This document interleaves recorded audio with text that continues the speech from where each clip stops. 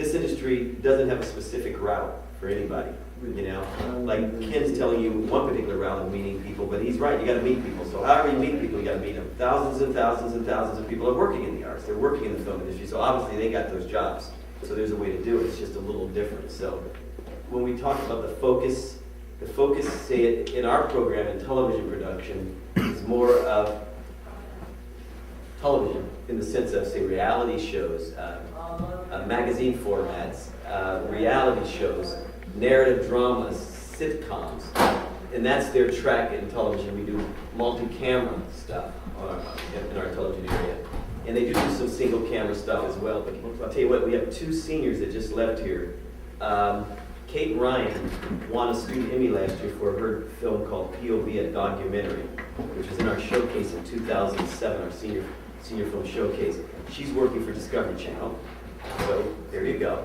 But she did a documentary. Most of our senior projects in film aren't documentaries. Most of them are narratives. But we had a student, about 5 years ago, Tanisa Petrovitsa. I always used to joke with her, I can't pronounce her name. She enjoyed special effects. And did I show Space Grandpa in class? Yeah. She did this film, Space Grandpa, and did all those effects on that film, you know, and she was practicing effects and stuff even in high school, but that's the area she wanted to go into. So she got an internship at a special effects house. She made her own internship. You can call them up.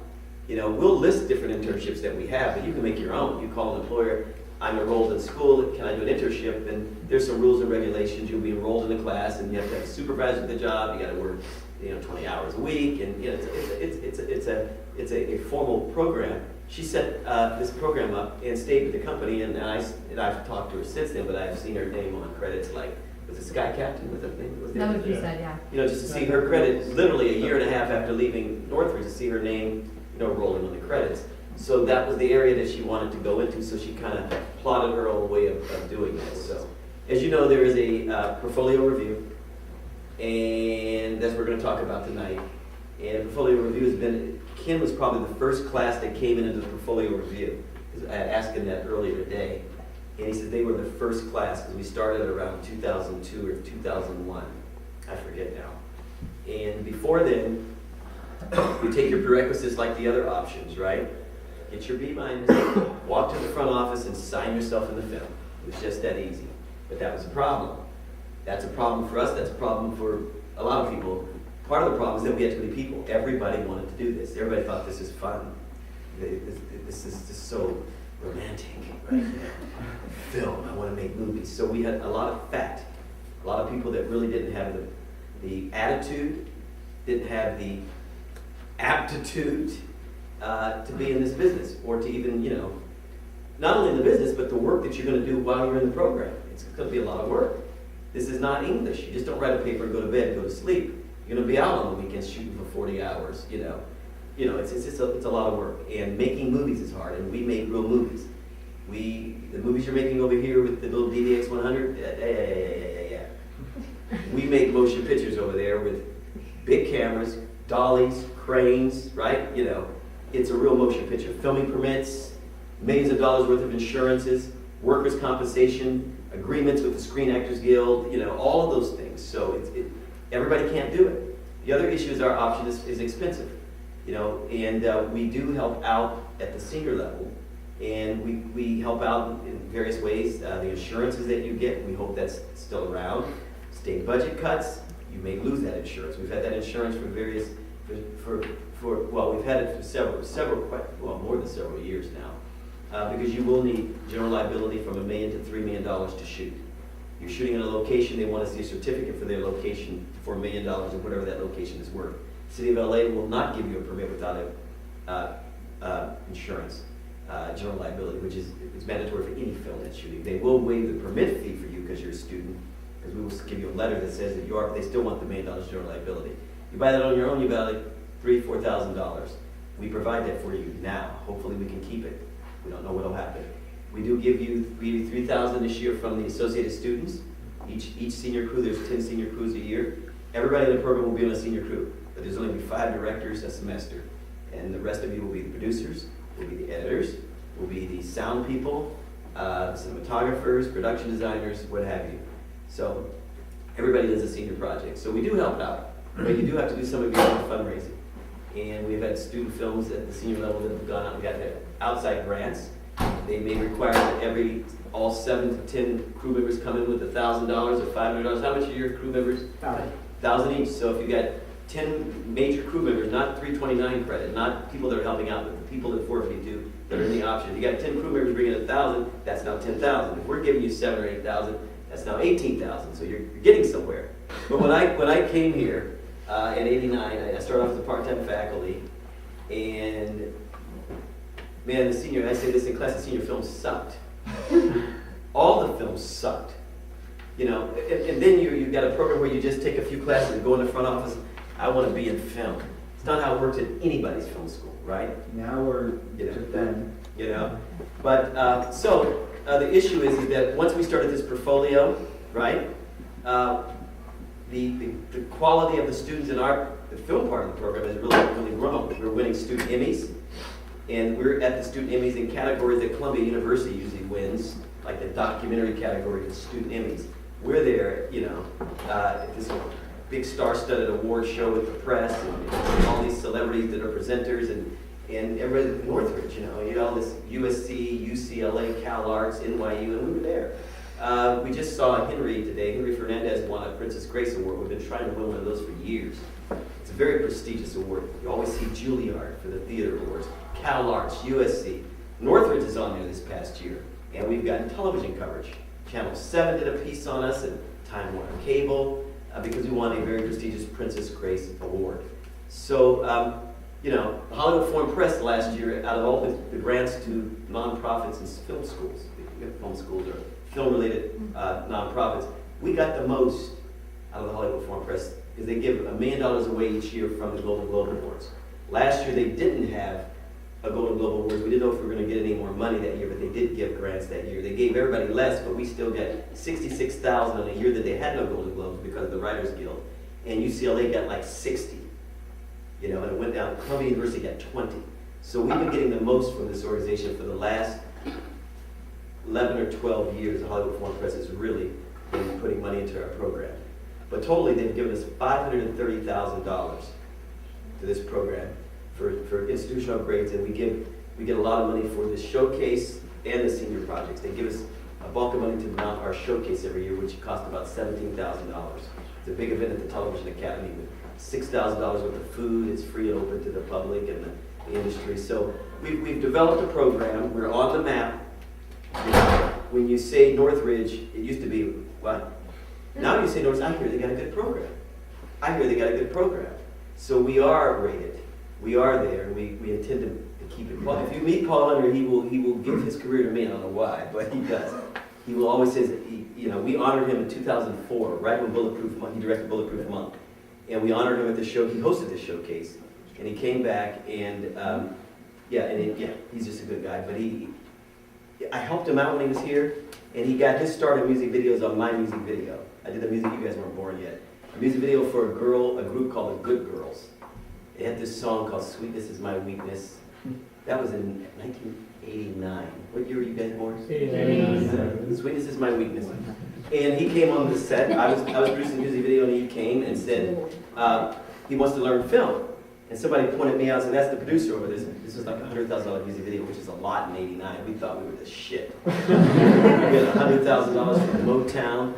And he came over there, and I forgot this, and he told the story in 2004, but I forgot it. He said, I told him, you want to learn film? I told him, then start picking up cables and help us out. He says he worked 14 hours for us that day, and he was the only one that wasn't paid. He worked. And he said that I told him, you want to learn film? USC's too expensive, come up to Northridge. And that's where he came. And then he made this little mock 501 jeans commercial that was hot and started his career. In the portfolio, there have been some changes. So you guys are the first for the changes. So if you have the old form, tear it up.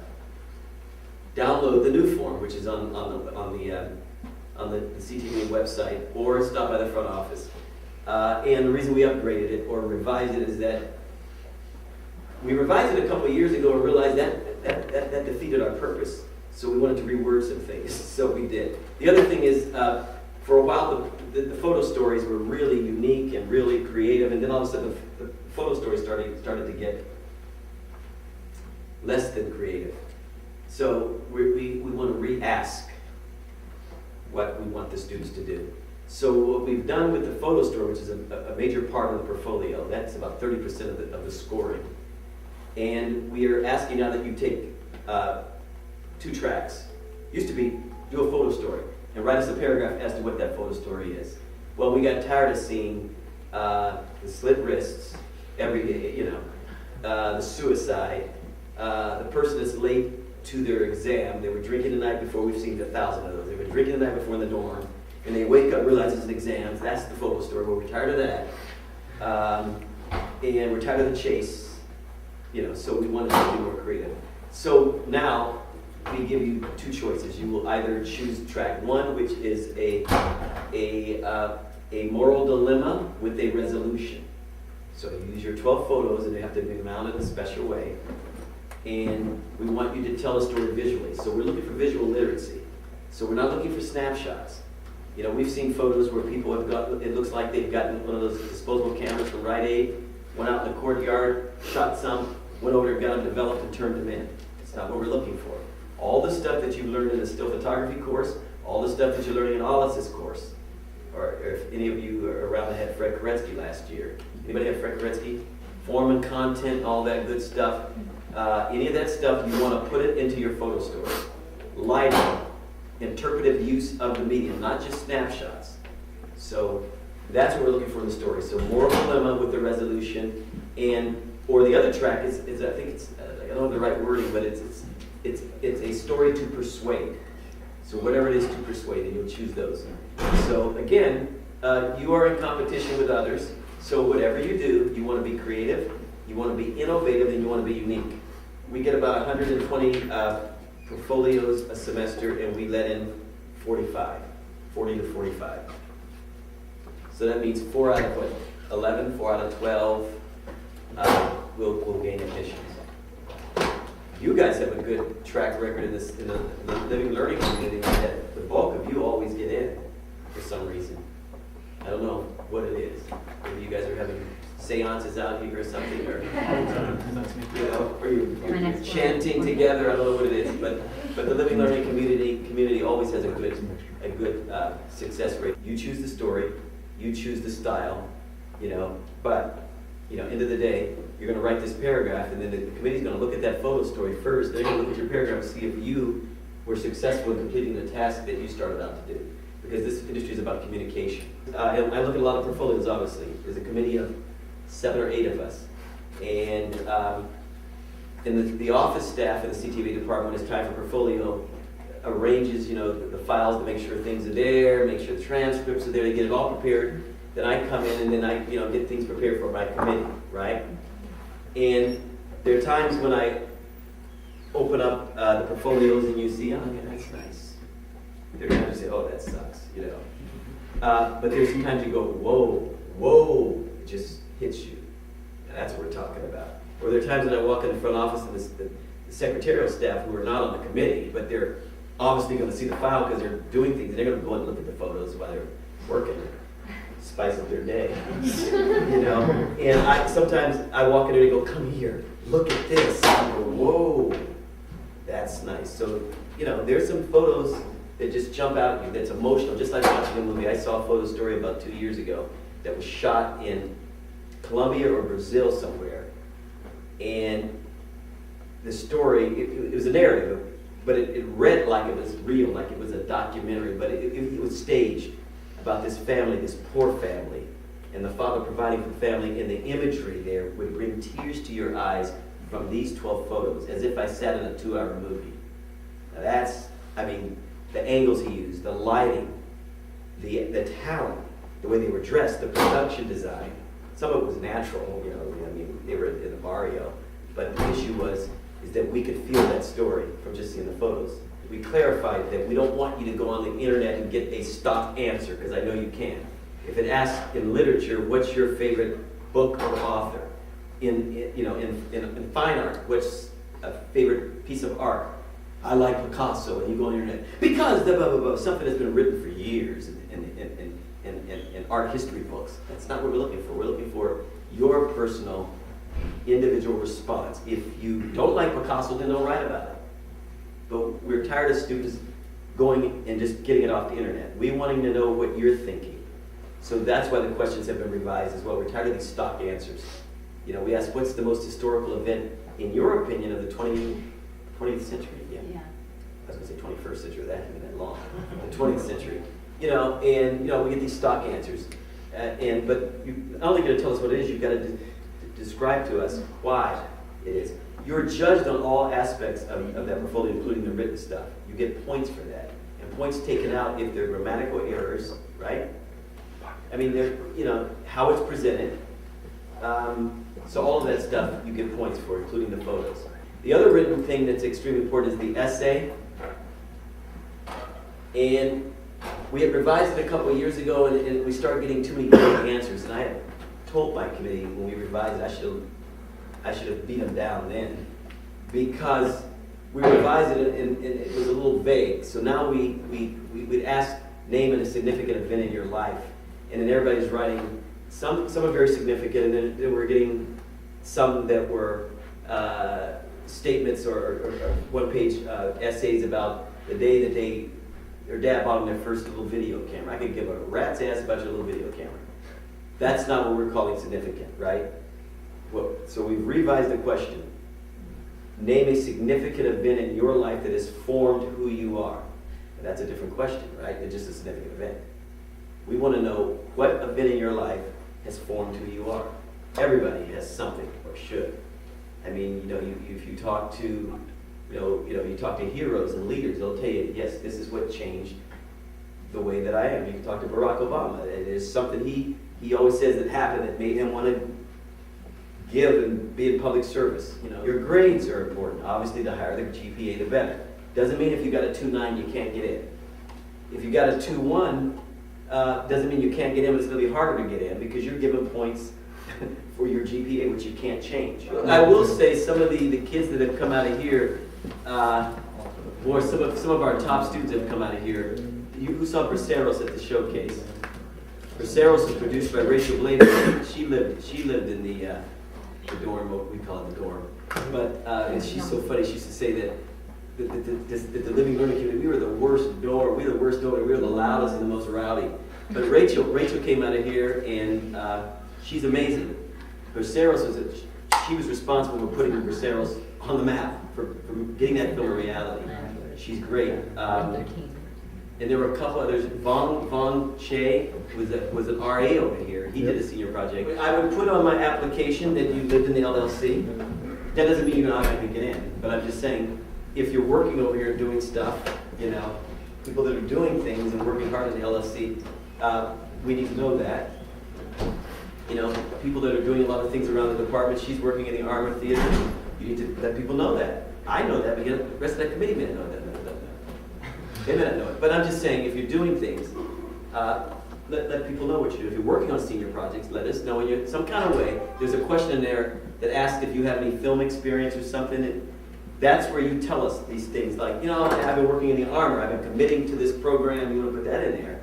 And I've been helping out on straighties, you know, and anything else I can get my greasy paws on, you know, whatever. You put that in there, so we need to know that you're doing things, you know. And then work hard, do well in 250,